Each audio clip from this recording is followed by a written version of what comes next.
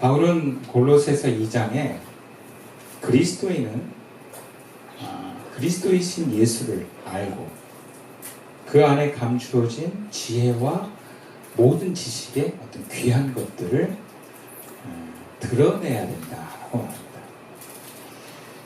그러니까 이것은 다른 말로 하면 우리가 예수님 안에서 이 땅에 가장 귀한 그리고 옳고 분명한 지식과 또 하나님의 지혜가 담겨 있다는 것을 말합니다. 그리고 이것은 교회 안에서의 신앙생활을 넘어서 일상의 삶에서 가정을 포함한 직장의 삶에서 그리스도의 지혜와 지식을 드러내야 된다고 말하는 것입니다. 이것이 바로 주 안에서의 삶입니다. 그리고 우리들에게 있어서는 구체적으로 그런 삶을 살아내는 몸이 중요하다라는 말씀을 함께 나누었습니다. 그리고 이제 3장에 들어서 바울은 하늘 이야기를 갑자기 합니다. 오늘 본문 1절 말씀입니다. 그러므로 너희가 그리스도와 함께 다시 살리심을 받았으면 위의 것을 찾으라. 거기는 그리스도께서 하나님 우편에 앉아 계시느니라. 이 땅에서의 그리스도와 하나 된 몸, 그 몸의 삶을 강조했던 바울이 다시 하늘을 바라보게 합니다.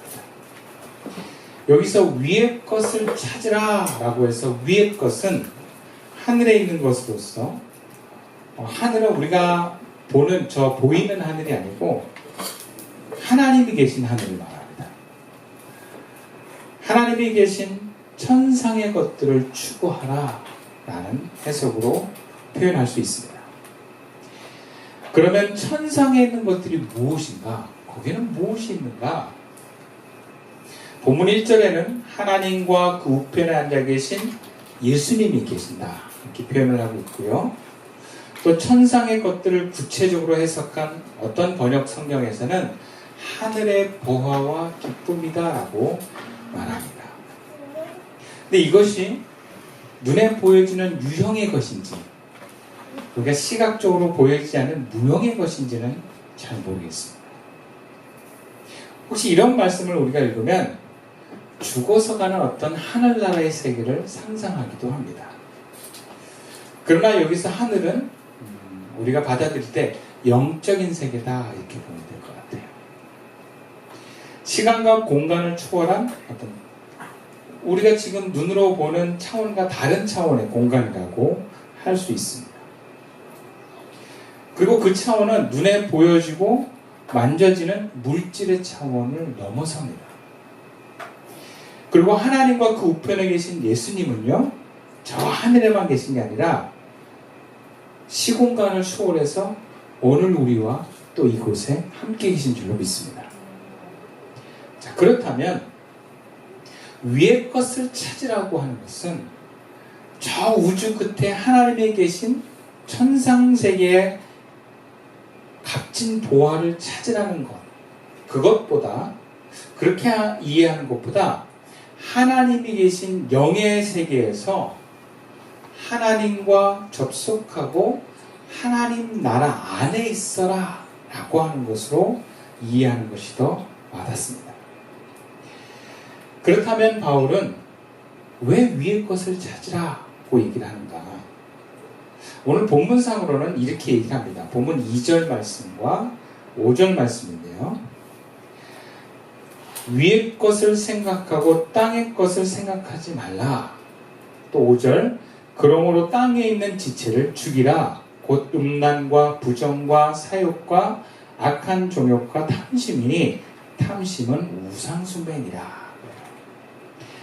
그러니까 바울이 위의 것을 찾으라고 이야기한 이유는 본문상의 구조로 볼 때는 땅의 것을 멀리하기 위함입니다. 바울은 이 장에서 영지주의의 금욕주의적인 면을 염두에 두었습니다. 그런데 영지주의자들은요, 금욕주의만 강조하시는 것이 아니라 또 다른 면, 즉 쾌락을 강조한 사람들이었어요. 바울은 본문 3장에 들어서서 영지주의의 이 쾌락을 중요시하는 면을 염두에 두고 있습니다. 그리스도를 받아들이고 신앙생활을 하는 그리스도인들이 영지주의 영향을 받아서 땅의 것에 의미를 많이 두고 육체의 소욕에 빠져들 수 있다는 것을 바울은 염두에 두고 있는 거예요. 그래서 땅에서 육체가 말하는 욕구를 어떤 의지로, 자기 힘으로 이겨낼 수 없다는 것을 바울은 너무 잘 알고 있습니다. 단순히 참아내라, 이겨내라, 하지 마라, 욕구를 죽여라 이렇게 명령한다고 지켜낼 수 있는 게 아니에요. 그것을 만약에 강조한다면 그것은 또 하나의 율법이 될 것입니다. 바울은 율법을 강조한 사람이 아니에요. 몸은 항상 땅의 것을 추구하게 되어 있고 이것을 우리의 의지로 끌어낼 수 있는 것이 아닙니다.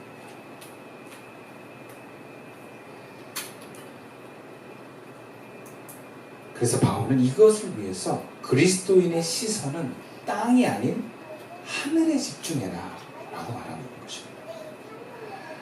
결과적으로 위의 것을 찾으라는 것은 땅의 것을 멀리하게 되는 결과를 가져옵니다. 주 안에서 오늘의 삶을 우리가 몸으로 살아내려는 것은 그리스도인들에게 육체의 욕구를 자연스럽게 만들어줍니다. 왜냐하면 몸은 또 땅의 것을 추구하게 되어 있습니다. 그래서 이 균형을 맞춰 나가야 하는 것이 필요한데 그 균형을 위한 우리들의 시선이 하늘을 향하는 시선입니다. 우리의 의식과 의지가 이 몸에 너무 집중될 때는 이 땅의 요구에 우리의 방향이 이끌리게 될 수 있다는 것을 우리가 간과해서는 안 됩니다. 또 하늘만 생각하면서 몸을 무시하게 되는 것도 물론 문제가 있어요. 그러나 몸을 중요시 여긴다면서 여러분 하늘을 잊어버리는 것도 자연스러운 그리스도인의 삶은 아닙니다. 어디까지나 그리스도인들의 삶의 시작은 하늘로부터 시작하는 겁니다. 그리고 땅을 거쳐서 다시 하늘로 올라가는. 그래서 이 땅에서 우리가 살 때는 하늘과 땅의 이 균형을 이뤄가는 것이 그리스도인의 삶이에요.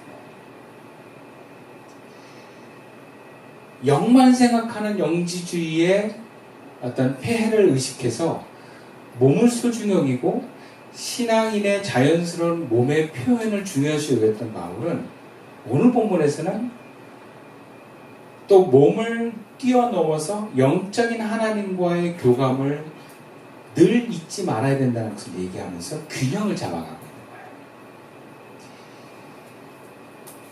그래서 바울은 단순히 땅의 소욕으로부터 자신을 지켜내기 위해서 하늘을 보는 것 그 이상으로 바울이 위의 것을 찾으라고 하는 더 근본적인 이유를 바울이 이야기를 합니다.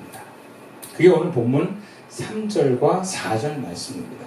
우리 함께 읽어보겠습니다. 3절 시작. 이는 너희가 죽었고 너희 생명이 그리스도와 함께 하나님 안에서 감추어졌습니다. 우리 생명이신 그리스도께서 나타나실 그때에 너희도 그와 함께 영광 중에 나타나리라.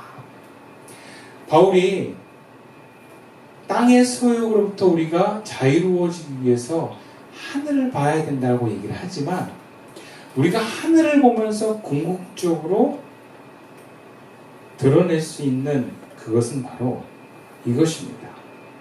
하나님 안에 감추어진 생명입니다. 본문 3절을 다시 읽어보겠습니다. 이는 너희가 죽었고 너희 생명이 그리스도와 함께 하나님 안에 감추어졌습니다.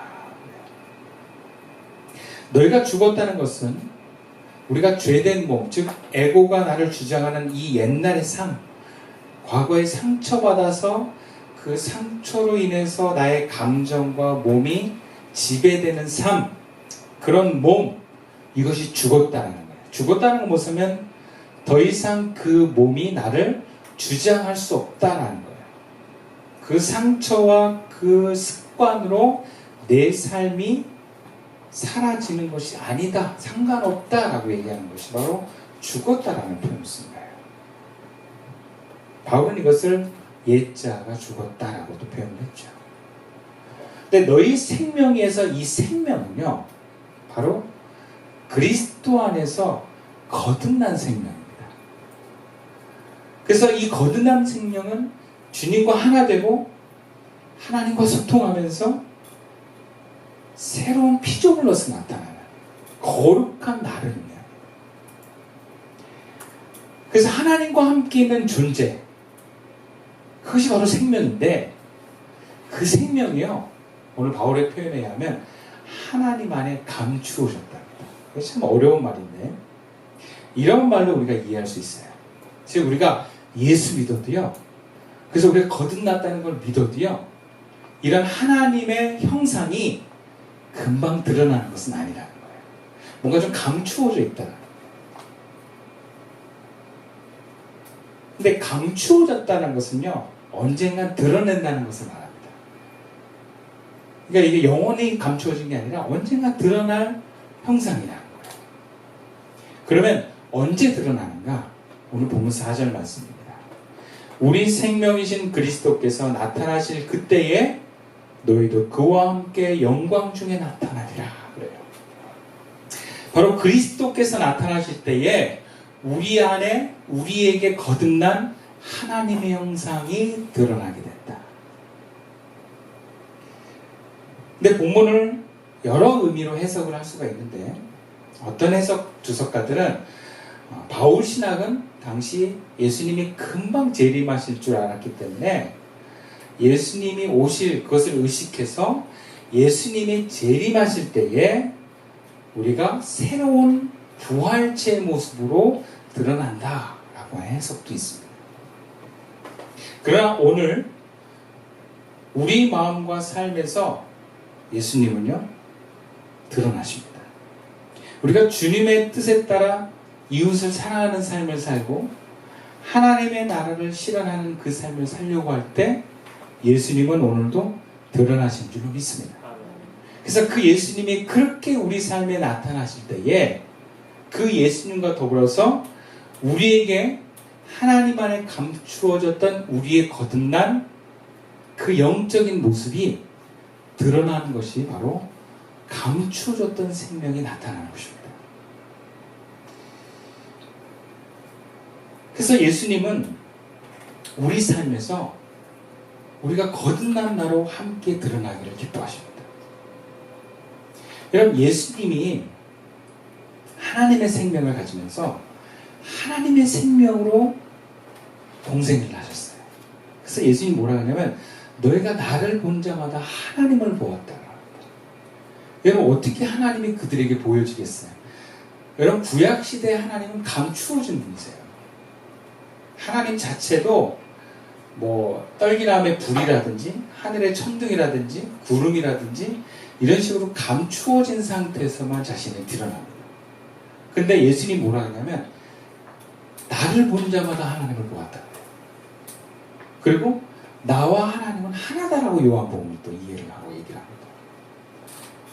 그러니까 예수님을 통해서 하나님의 형상이 드러나는 거예요. 그러면 오늘날 그 예수님이 우리와 함께 그 예수님의 사역을 구현하실 때는요, 우리를 통해서도 감추어진 하나님의 형상이 나타날 줄 믿습니다. 그러니까 예수님을 우리가 잘 봐야 돼요. 예수님은요, 예수님 사역 당시에 바리새인과 같이 완벽한 율법주의자로 사역하지 않으셨어요. 또 힘을 가진 왕이나 권세자로도 사역하지 않으셨습니다. 또 돈을 많이 가지셔가지고 돈을 막 뿌리면서 사역하시지도 않았어요. 예수님은요, 하나님의 생명을 드러내심으로 사역을 하셨습니다. 세상에 많은 그리스도인들이 우리가 우리를 통해서 하나님 나라를 세워간다라고 말합니다. 그래서 어떤 사람은 완벽한 신앙생활을 해야 된다고 말합니다. 새벽 기도를 나가야 된다. 성경을 늘 통독하고 기도하고 삶에서 율법을 지켜야 된다고 얘기를 합니다. 그 어떤 사람은 하나님 나라를 세워가기 위해서 세상의 높은 고지를 점령해야 된다고 합니다. 어떤 사람들은 이 자본주의 세상에서 전도를 하려면 돈이 많이 있어야 된다. 돈을 많이 벌어야 된다고 얘기를 합니다. 또 누구는 교인들이 오려면 사람들이 후진 건물 안 간다. 교회가 세련되고 커야 된다. 그리고 그 교회 안에는 아주 재밌고 좋아할 만한 프로그램을 많이 만들어야 된다. 그러나 오늘 말씀을 통해서 주님은 우리가 감추어진 하나님의 생명을 드러내므로 하나님 나라를 이루기를 원하십니다. 이것은 우리가 그리스도와의 교제를 통해서 가능합니다. 우리가 예수 믿고 거듭나서 하나님의 형상이 우리에게 있는데 감추어져 있어요. 잘 몰라요. 그런데 그리스도와 계속 교제를 하다 보면 감추어졌던 하나님의 생명의 모습이 점점 우리에게 드러나는 거예요. 밝혀지는 거예요. 수련회 같은 경우 한 2박 3일, 제가 청년 때 3박 4일 한번 한 적도 있는데 첫날 들어올 때 얼굴과 나갈 때 얼굴이 달라요. 특히 마지막 날 밤 정도 되잖아요. 그러면 얼굴이 천사와 같아. 이 천사와 같다는 건 무슨 말이냐면 하나님의 형상 같은 느낌. 너무 즐겁고 사랑스럽고 막 천국 같은 느낌이 들어요. 그 수련의 마지막 날 밤. 이게 없던 게 생긴 게 아니라 점점 그 하나님의 생명이 회복되어지면서 나타나는 공동체의 모습입니다. 그러한 삶으로 즉 감춰졌던 생명의 삶으로 우리가 살게 되면요, 자연스럽게 땅의 소욕의 삶을 멀리하게 되고 오늘 본문 3장에서 기록된 사랑의 삶을 살게 됩니다. 이게 자연스럽게 되는 거예요. 우리가 그리스도 안에 다른 사람을 일으켜주고 하나님의 인도하는 삶을 애쓰고 노력하는 게 아니라 하나님의 감추어졌던 생명이 드러날 때 자연스럽게 여러분 그 일들이 일어나는 거예요. 이것은 우리의 옛자로는 불가능합니다. 이것을 율법을 지킴으로 다른 사람을 구원하라는 시도와 같은 거예요. 율법은 법을 강요합니다. 이래야 된다, 저래야 된다라고 얘기해요. 여러분, 이래야 된다, 저래야 된다고 해서 바뀌지 않아요. 오히려 그게 그 사람을 꽁꽁 묶어버려요. 심지어 결국엔 그걸 못 지키기 때문에 죄책감에 빠지기도 합니다. 율법의 강요로는 구원해 줄 수 없습니다. 내가 할 수 있다 할지라도 그것을 해내지 못하는 남을 우리는 정죄하고 비난하게 되기도 합니다. 그러니까 뭔가 옳은 행동을 지시한다고 사람이 옳게 변하는 건 아니라는 거예요. 우리 아이들이 특히 우리 둘째가 할머니를 되게 불편해요. 왜 불편한가 했더니 할머니가 잔소리가 나요. 여러분, 잔소리 잘 들으면 다 옳은 얘기예요. 잔소리가 나쁜 얘기가 없어요. 다 맞는 얘기를 합니다. 근데 그걸 왜 잔소리라고 하냐? 바뀌지 않는 소리이기 때문이에요. 아이가 아무리 좋은 얘기를 들어도 그 말이 바뀌질 않아요. 근데 그 얘기가 오히려 부담을 주고 불편하게 해서 그런지 모르겠지만 가까이 가는 걸 싫어해요. 근데 난 처음에 얘가 노인을 싫어해서 그런가? 그렇게 생각했거든요. 아니, 할아버지도 좋아요. 할아버지 이렇게 안방에서 테레비 보고 있으면 그냥 쑥 가가지고 같이 옆에 두고 테레비 보기도 하고, 할머니는 터치만 해도 싫어하는데 할아버지는 막 이렇게 끌어안고 막 해도 우리 가만히 있어요. 할아버지는 잔소리를 안 해요.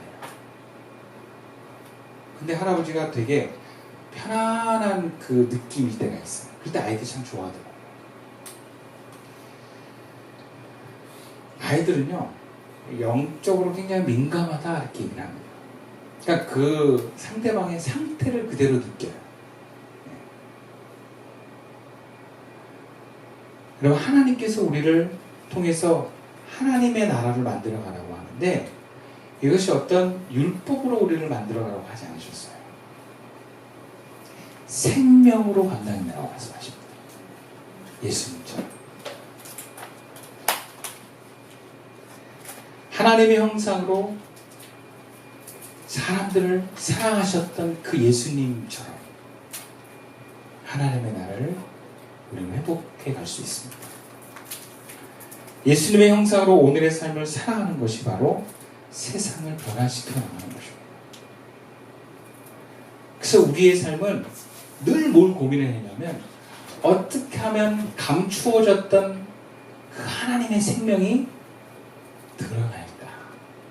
그걸 고민하셔야 돼요. 우리가 예수를 믿고 그 구원을 우리가 확신하면서 그 믿음을 받아들이는 순간 하나님의 생명이 우리 안에서 어떻게 보면 구현되기 시작합니다. 근데 이것이 감추어졌던 것이 갑자기 나오는 게 아니에요. 어떻게 하면 이것이 점점점 드러날까? 그것이 사람마다 달라요. 근데 이 생명이 드러날수록 세상은 변합니다. 내 주변에 있는 사람이 바뀝니다. 예수님처럼 귀신이 떠나가고 병든 자가 일어나고 또 그 마음이 회복이 되고 하나님께로 가게 되는 일들이 일어나요. 그 모든 일을 하는 것은 생명입니다. 그 다음은 구체적으로 우리가 어떻게 주님과 교제하면서 감춰졌던 하나님의 생명을 드러낼 수 있을까? 오늘 본문 1절과 2절 말씀입니다. 함께 읽어볼까요? 시작. 그러므로 너희가 그리스도와 함께 다시 살리심을 받았으면 위의 것을 찾으라. 거기는 그리스도께서 하나님 우편에 앉아 계시느니라. 위의 것을 생각하고 땅의 것을 생각하지 말라. 우리가 구체적으로 그리스도와 교제하면서 하나님의 생명을 드러내는 삶을 살려면요, 하나님의 계신 그 하늘, 다시 말하자면 우리의 생각을 하늘에 집중할 수 있어요. 바울은 감추어진 하나님의 형상을 회복하려는 그리스도인들에게 이렇게 명합니다. 위의 것을 생각하고 땅의 것을 생각하지 말아라. 여러분, 사실 생각은요, 어느 하나에 집중하면 그 반대되는 것들은 자연스럽게 이렇게 멀어지게 돼 있어요. 즉, 우리가 생각을 위의 것에 집중하면 자연스럽게 땅의 것은 집중을 안 하게 됩니다. 생각을 두지 않으면, 의식을 두지 않으면, 의식을 두지 않은 쪽에서는 힘이 일어나지 않아요. 다시 말하자면 우리가 하늘의 것, 위의 것에 의식을 두고 생각을 하잖아요. 그럼 땅의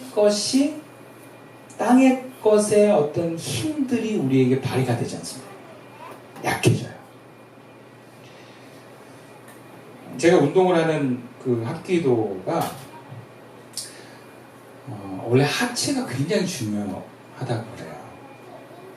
그래서 하체를 단련시키고 이 하체 어떤 중심이 되는 이 코어에서부터 나오는 그 힘과 에너지를 전달하는 것을 훈련하고 중요시 여기는데, 그 하체를 단련시키는 훈련 중에 가장 많이 하는 게 뭐냐면 상체 운동이에요.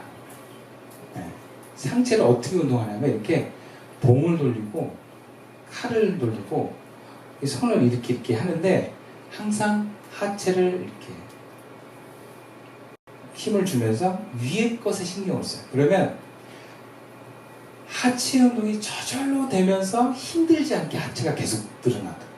원리가 그래요. 그러니까 하체에다 의식을 두고 힘을 쓰면 조금만 하체 운동을 하면 힘든데, 뭐 봉 돌리기나 뭐 검이나 이런 거 하면은 좀 재밌거든요. 또 이렇게 반복적으로 하다 보면 거기에 신경이 많이 쓰이면서 오래 해도 그게 하체 운동을 많이 했다는 의식이 없어요. 근데 그거를 한 20분씩 하고 나잖아요. 그러면 딱 일어나서 가보면 다리가 막 뻐근해져 있어요. 나도 모르게. 그러면서 하체 운동을 많이 시키더라고요. 그래서 관장님이 그래요.